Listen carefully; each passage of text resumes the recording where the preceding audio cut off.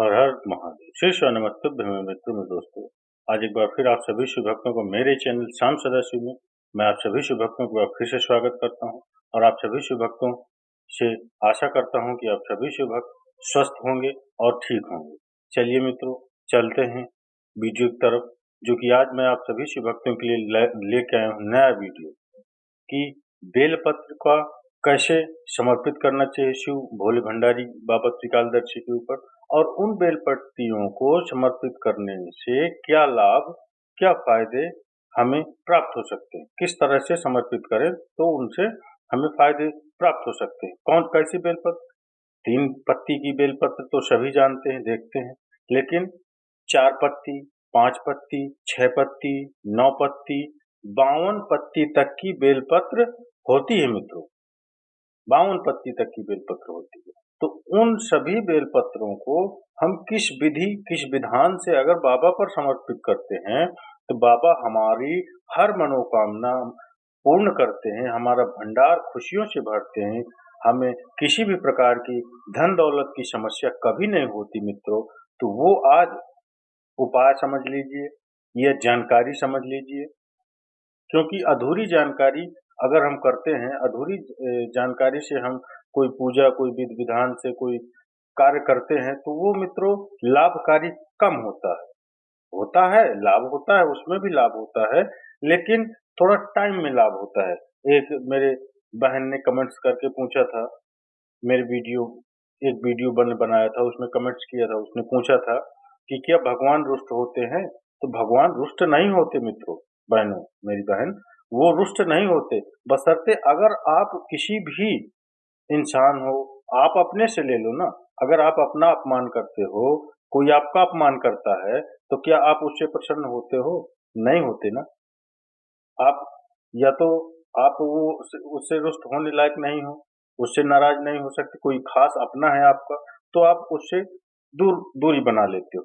तो वही होता है मित्रों, वो दूरी बना लेते हैं। इसलिए मित्रों, आप अगर सही ढंग से विधि विधान से कोई कार्य करते हो तो उसका लाभ आपको अवश्य मिलता है, पूरा मिलता है।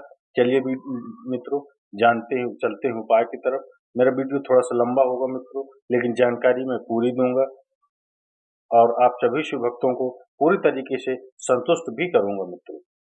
जो भी मुझे जानकारी मिली है प्रदीप मिश्रा जी के वीडियो से या शिव पुराण की कथा से और अन्य जगह से जो मैंने जानकारियां इकट्ठा की हैं मित्रों, वो जानकारी मैं एक वीडियो में बना के आप सभी शिव भक्तों के लिए लेके आया हूँ मित्रों, वीडियो शुरू करने से पहले मैं आप सभी शिव भक्तों से एक प्रार्थना और निवेदन अवश्य करूंगा मित्रों कि आप मेरे इस वीडियो को, अगर आपको अच्छा लगे मित्रों, तो इसको एक लाइक अवश्य दीजिए मित्रों, और मेरे इस चैनल शाम सदाशिव को आप सब्सक्राइब अवश्य कर लीजिए मित्रों, और सब्सक्राइब करने के बाद बेल आइकन को जरूर दबाइए मित्रों, जिससे कि मेरे आने वाली वीडियो आप सभी शिव भक्तों तक पहुंच सके मित्रों, सबसे पहले पहुंच सके मित्रों।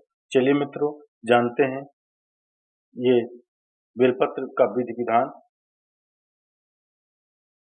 एक बेलपत्र के वृक्ष में अगर 4 पत्ती का मिल जाए, 5 पत्ती का मिल जाए, किसी किसी को मिलता है मित्रों, किसी को 6 पत्ती की मिलता है, किसी को 7 पत्ती मिल जाए, तो फिर समझ लो कि आज मेरे को 4 पत्ती के रूप में सती माँ मिल गई, 5 पत्ती के रूप में मुझे उमा माता मिल गई है, 6 पत्ती के रूप में मुझे माता कात्यायनी प्राप्त हो गई, 9 पत्ती के रूप में मेरी 9 देवियां प्रकट हो गई हैं। यहाँ तक शिव महापुराण कहती है कि बेलपत्री की 3 पत्ती के वृक्ष में 51 पत्ती तक का भी पौधा देवी प्रकट कर देती, क्योंकि पार्वती का जन्म है वो 52वें नंबर का, 52 नंबर का। इससे पहले माता पार्वती के 51 जन्म हो चुके थे मित्रों, इससे पहले माता पार्वती के 51 जन्म हो चुके थे।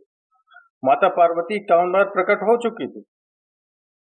शिव जी के जो गले में मुंडों की माला है मित्रों, 51 मुंडों की माला है, 51 मुंडों की माला है मित्रों। ध्यान से मित्रों समझिए इसे। 4 पत्ती का जब बेलपत्र मिलता है तो उस 4 पत्ती के बेलपत्र को शंकर जी के पर चढ़ा करके 1 लोटा पानी नहीं चढ़ाया जाता मित्रों। 4 पत्ती का अगर बेलपत्र शिव को चढ़ाया जाता है तो 4 लोटा जल शिव को समर्पित करा जाता है। फिर उस बेलपत्र को उतार कर अशोक सुंदरी वाली जगह पर रखा जाता है। फिर वहां पर 1 आचमनी जल, समर्पित करा जाता है। फिर वो 4 पत्ती के बेलपत्र को उठाकर नंदीश्वर के चरण के पास पर रखा जाता है। वहां एक मूंग का दाना समर्पित करा जाता है। फिर उस बेलपत्री को लाकर घर में बरकत के रूप में रखा जाता है। तब वो लक्ष्मी बढ़ाना प्रारंभ करता है। कोई ऐसा ही क्रम नहीं होता मित्रों कि मिल गया, आपको मिला भी होगा शायद और चढ़ा दिया, ऐसा ही क्रम नहीं होता मित्रों। हर का अलग अलग क्रम होता है मित्रों। हर बेल 5 पत्री का अगर बेलपत्री आपको मिल जाए, ऊपर जो जलाधारी टंगी होती है उस जलाधारी का स्पर्श कराया जाता है, शिवलिंग पर चढ़ाया जाता है। मात्र 1 लोटा जल 5 पत्ती के बेलपत्र पर चढ़ता है और 5 पत्री का बेलपत्र दरवाजे पर खड़े होकर भगवान शंकर के गण भृंगी का स्मरण कर कर, श्रृंगी का स्मरण कर कर उसको लाकर बरकत में लाकर रखा जाता है। वो 5 पत्ती का बेलपत्र बरकत के रूप में रखा जाता है। 6 पत्ती का बेलपत्र अगर मिलता है तो उसको नंदी पर पहले समर्पित करके फिर शिव के द्वार पर पहले नंदी पर 6 पत्ती का बेलपत्र पहले नंदी पर समर्पित किया जाता है, फिर शिव के द्वार पर भगवान पर समर्पित किया जाता है। फिर 1 लोटा जल समर्पित कर कर एक चावल का दाना चढ़ाकर उस बेलपत्र को लाया जाता है, बरकत स्थान पर रखा जाता है। 7 पत्ती का बेलपत्र मिलता है, उसका नियम अलग। 7 पत्ती के बेलपत्र को बेलपत्र के नीचे ही शिवलिंग का निर्माण कर कर पूजन किया जाता है और वहां पूजन कर कर 7 पत्ती के बेलपत्र को शिव को चढ़ाकर फिर उस अपने घर में उसको रखा जाता है। 8 पत्ती का अगर बेलपत्र 8 पत्ती का बेलपत्र अगर आपको प्राप्त होता है तो पहले जो जलाधारी है, जो कटी वाला भाग होता है नीचे मित्रों, जो जलाधारी होता है जहाँ शिवलिंग रखा हुआ होता है माता जी के, उस भाग पर रखा जाता है। उसके बाद पर शिव को चढ़ाया जाता है। 1 लोटा जल चढ़ाकर मात्र चंदन लगाकर उसको लाया जाता है। 9 पत्ती का बेलपत्र यदि किसी को प्राप्त होता है, 3 पत्ती वाले बेलपत्र से ही मित्रों 3 पत्ती से लेकर 21 पत्ती तक के बेलपत्री के दर्शन आपको अवश्य मिलेंगे मित्रों। मिले भी होंगे कई लोगों को मित्रों। आपको कभी भी आप गौर करिए मित्रों, देखिए मित्रों, गौर करिए मित्रों, आप दर्शन करिए उनका।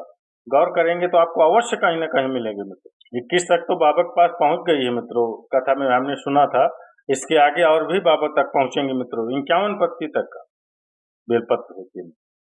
बेलपत्र उसका पूजन आपको अगर मिले, 4 पत्ती का बेलपत्र मिले तो जो मैंने क्रम बताया मित्रों, तो उसका आप करके आप पूजन करिए मित्रों। 4 पत्री का मिले, 5 पत्री का मिले, जो मैंने बताया मित्रों, उस तरह पूजन आपको किस तरह करना है मित्रों, ये मैं बना के दे रहा हूँ। 3 पत्ती के बेलपत्र में ही अगर आपको मिली है तो फलदायी है। 3 पत्ती के फल, जहाँ 3 पत्ती ज्यादा बहुतायत में होती है वहां आपको ये पत्तियां मिलती हैं। 4, 5, 6, 7 तब ही वो फलदायी है मित्रों। नहीं तो आप 6 पत्ती वाला बड़ा बेलपत्र भी होते होंगे, अब पता नहीं कैसे कैसे पौधे तैयार होते हैं, तो वो नहीं मित्रों। जो आपका ओरिजिनल आपके 3 पत्ती का बेलपत्र आपने देखा होगा, उसी 3 पत्ती के बेलपत्र में ये 5, 6, 4, 8, 9, 10 पत्ती जो भी मिलती है उसका फल है मित्रों। उससे आपको लाभ प्राप्त होता है मित्रों। अंतर आप देखना चाहते हैं मित्रों? अच्छा, समझते हैं मित्रों। तो लड्डू बना बनाया घर पर रखा होगा मित्रों, सामान बना बनाया रखा, कोई मेहमान आया तुमने निकाल कर दे दिया, अतिथि को वो सामान दिया तुमने, उसने लड्डू खाया, मिक्सचर खाया, सेव खाया, बिस्कुट खाया, जो भी दिया आपने खाया।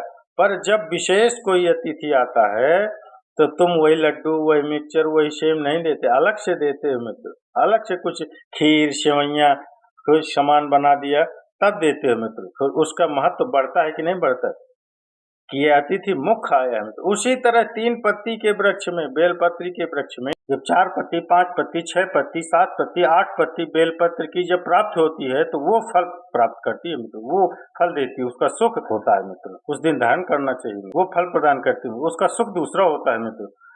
किस दिन धारण करना चाहिए मित्र? हम काल कहते हैं, महाकाल का मंदिर रोज खुलता है।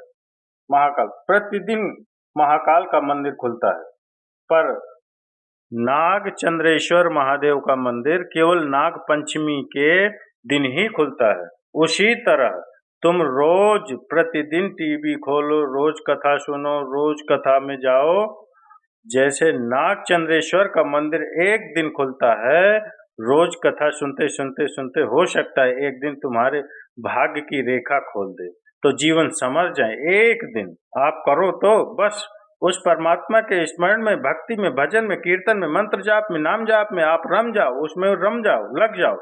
उस जाप को, स्मरण को करते रहो। तेरे मंदिर में आना मेरा काम है और मेरी बिगड़ी बनाना तेरा काम है। हम रोज उसके दरवाजे पर जाते जाएं, हम रोज उसको प्रणाम करते जाएं।